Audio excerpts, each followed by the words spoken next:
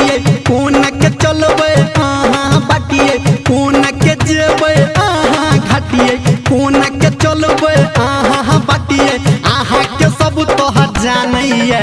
सुनू ये नभ की भौजी सुनू ये नभ की भौजी छुर छुरी ल बेटा कानैया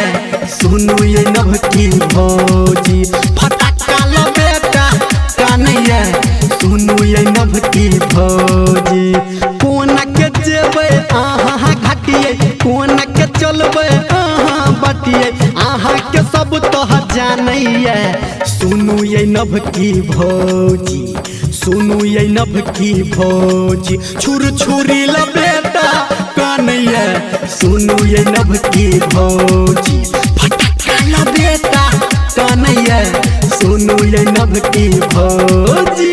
DJ Sumit Satish DJ Sumit Satish Rayma Sumit Satish Rayma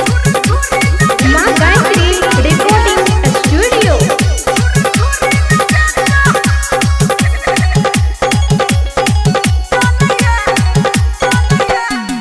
है अपने नया साड़ी पहिरन छी बेटा पनैया ध्यानिए हाँ छठी घाट पे एते जकानत कोना के दिल जत कानिए अपने नया साड़ी पहिरन छी बेटा पनैया ध्यानिए छठी घाट पे एते जकानत कोना के दिल जत कानिए चुप करू नहीं बात मनैया चुप करू नहीं बात मनैया चार हाथ फानैया सुनू ये नभ की भौजी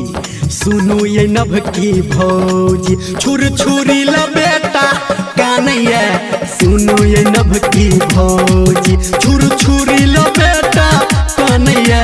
सुनू ये नभ की भौजी DJ Sumit Satish DJ Sumit Satish Rayma Sumit Satish Rayma Present by Matthew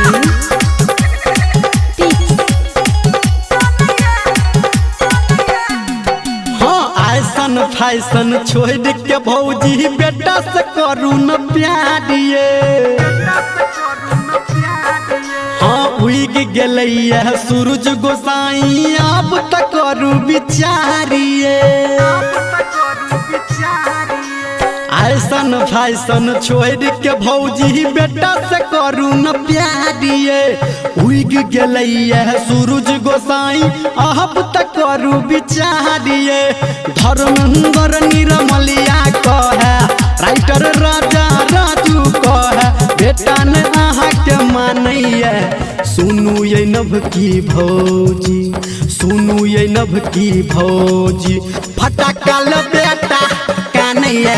सुनू ये नभ की भौजी छुर छुरी ल बेटा कानैया सुनू ये नभ की भौजी